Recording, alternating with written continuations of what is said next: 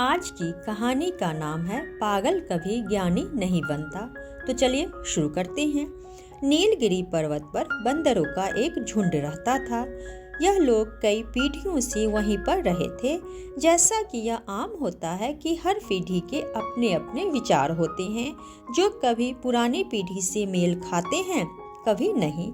ऐसे ही बंदरों की नई पीढ़ी के विचार थे। वे कभी किसी बूढ़े की सलाह लेने के लिए तैयार ही नहीं होते थे। बूढ़ों को तो वे यह कहते थे, यह तो पुराने जमाने के लोग हैं, अब तो नया जमाना आ चुका है। ऐसे शब्द कहते समय वे इस बात को बिल्कुल ही भूल जाते थे कि यह जवान ही तो एक दिन बूढ़े बन जाते हैं। खैर, जवानी के जोश में बंदर अपनी दुनिया में मस्त रहते थे। एक बार पहाड़ों पर खूब बर्फ पड़ रही थी। सर्दी के मारे सभी पक्षियों जानवरों का बुरा हाल होने लगा। बंदर बेचारे भी ठंड के मारे इधर उधर सर्दी से बचने का उपाय सोच रहे थे।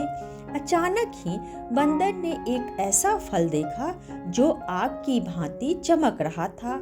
लोग, आग तो मिल गई, अब ठंड भी भाग जाएगी।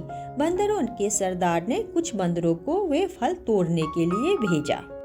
बंदर फल तोड़कर ले आए और उसे आग समझकर तापने के लिए बैठ गए। सारे बंदर उसके चारों ओर घेरा डाले बैठे थे कि एक उड़ता हुआ पक्षी उनके पास आकर बोला, अरे भाई, यह तुम क्या कर रहे हो? तुम अंधे हो क्या? तुम्हें दिखाई नहीं देता कि हम सर्दी से बचने के लिए आग ताप रहे हैं? बंदरों का सरदार चीख कर बोला, अरे मैं तो अंधा नहीं, हाँ तुम पागल जरूर हो गए हो। पक्षी ने भी जोश में आकर कहा, क्या हम पागल हैं? हाँ हाँ, तुम पागल नहीं तो और क्या हो।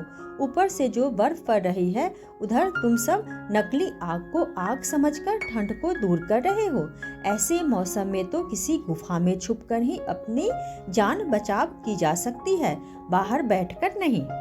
बंदरों के सरदार को इस बार गुस्सा आ गया और वह चीख कर बोला, ओ हवा में उड़ने वाले, तू हमें पागल क्यों समझता है? हम उन बंदरों की संतान हैं जिनकी 7 पीढ़ियां इन पहाड़ों पर बीत चुकी है। अब हमें कोई क्या बताएगा? हम सब जानते हैं, तुम ही पागल हो जो कुछ नहीं जानते। पक्षी ने नम्रता से बंदर को कहा, देखो भाई, मैं जो कुछ भी आपको बता रहा हूँ वह एक सत्य है। मुझे ऐसा करने से कोई लाभ तो नहीं, मैं तो केवल आपकी भलाई के लिए कह रहा हूँ कि बर्फ जब भी पड़े तो प्राणी को किसी गुफा का सहारा लेना चाहिए। खुले में भले ही तुम आग के पास भी बैठोगे तो भी बीमार हो सकते हो। हालांकि यह आग है भी नहीं, यदि तुम अब भी न संभले तो नुकसान हो जाएगा। इसलिए अब भी मौका है, बच जाओ। हो सकता है बर्फ का तूफान भी आ जाए। यह मौसम का रुख बता रहा है। क्या तुम हमें मारना चाहते हो? क्या तुम चाहते हो कि हम सब मर जाएं? नहीं नहीं, ऐसी बात नहीं है। मैं तो केवल इतना ही कह रहा हूँ कि तुम लोग इस मौत से बच जाओ। फिर मौत का नाम लिया तुमने? मारो इस पापी को, यह हमें मारने आया है। बंदरों का सरदार क्रोध के मारे दांत पीसकर बोला।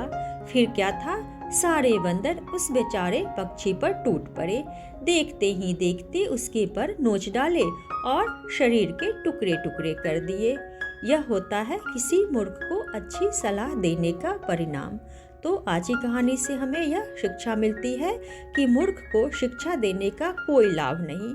आज के लिए इतना ही। अगर आप लोगों को यह कहानी पसंद आए तो वीडियो को लाइक करें और चैनल को सब्सक्राइब करें।